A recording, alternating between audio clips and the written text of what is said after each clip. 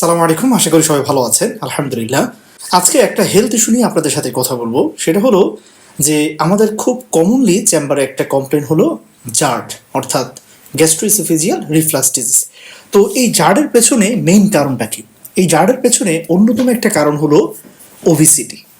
দেখা যাচ্ছে স্টাডিতে বলছে যদি কারো ক্লাস 3 ওবিসিটি থাকে, অর্থাৎ বিএমআই যদি 40 বা তার বেশি হয়, তাদের প্রায় 40% পেশেন্টের ক্ষেত্রে, অর্থাৎ এরকম 100 জনের মধ্যে 40 জনেরই সিভিয়ার জার্ড থাকতে পারে।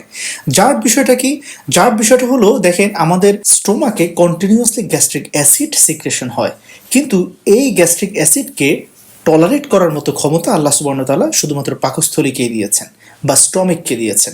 এই টলারেন্সটা, অর্থাৎ অ্যাসিডকে সহ্য করার ক্ষমতা আমাদের ইসোফেগাস বা খাদ্যনালীর নেই। সো যাতে পাকস্থলীর এই অ্যাসিডটা কোনোভাবেই যাতে স্টমাক থেকে আমাদের ইসোফেগাস বা খাদ্যনালীতে যাতে উঠতে না পারে, এটার জন্য আল্লাহ সুবহানাহু ওয়া তাআলা দিয়ে রেখেছেন লোয়ার ইসোফেজিয়াল স্ফিংটার, যেটা আমাদের খাদ্যনালীর নিচে শক্ত করে বন্ধ হয়ে থাকে, ঠিক আছে, খাবার খাওয়া শেষে, যাতে করে এই অ্যাসিডটা উপরের দিকে উঠতে না পারে। এখন দেখা যাচ্ছে যদি কেউ ওবিস হয়, অ্যাবডোমিনাল ওবিসিটি হয়, পেট বড় হয়ে যাচ্ছে, হ্যাপাটোমেগালি হচ্ছে, অর্থাৎ ইন্ট্রা অ্যাবডোমিনাল প্রেশার বেড়ে যাচ্ছে, তখন দেখা যায় কি এই ইন্ট্রা অ্যাবডোমিনাল প্রেশারের ধাক্কায় লোয়ার ইসোফেজিয়াল স্ফিংটারটা ভালো করে ক্লোজ হতে পারে না, তখনই এই সমস্যাটা দেখা দেয়। অর্থাৎ পাকস্থলীর এই অ্যাসিড কি হয়, আমাদের ইসোফেগাসের মধ্যে বালজিং হতে থাকে এবং সেটা তখন খাদ্যনালীর নিচে একটা ঘা তৈরি করে। ধীরে ধীরে এখানে আমাদের খাদ্যনালীর লোয়ার পার্টের যে লাইনিং এপিথেলিয়াল সেলস আছে, তারা আস্তে আস্তে তাদের রূপটা পরিবর্তন করতে থাকে। এটাকে আমরা বলি মেটাপ্লাসিয়া।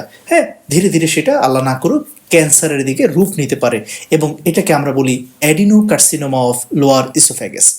সো এই অ্যাডিনোকার্সিনোমা অফ লোয়ার ইসোফেগাসের দ্য মোস্ট কমন কজ হলো এই জার্ড, অর্থাৎ ক্রনিক একটা জার্ড থেকে কিন্তু পরবর্তীতে আপনার খাদ্যনালীর ক্যান্সার হতে পারে, আল্লাহ না করুক।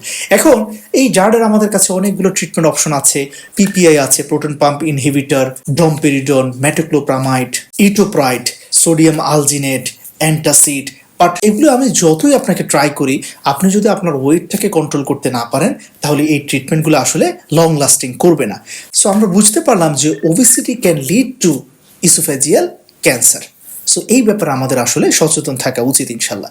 এটার জন্য আপনি আপনার ওয়েট কন্ট্রোলের প্রতি খুব বেশি এমফাসাইজ করবেন ইনশাল্লাহ। আমরা আরেকদিন কথা বলবো যে ওয়েট কন্ট্রোলের জন্য বেসিক 5টা কী কী কাজ আমরা করতে পারি ইনশাল্লাহ।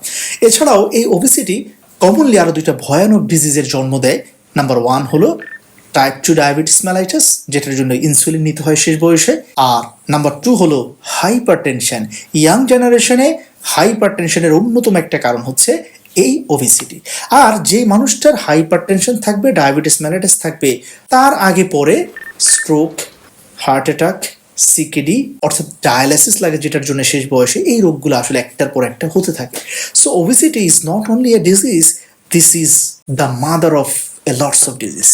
সো চলুন নিজে ভালো থাকি, কাছের মানুষকে ভালো রাখি। সবাই ভালো থাকবেন। আল্লাহ হাফেজ। আসসালামু আলাইকুম রহমতুল্লাহ।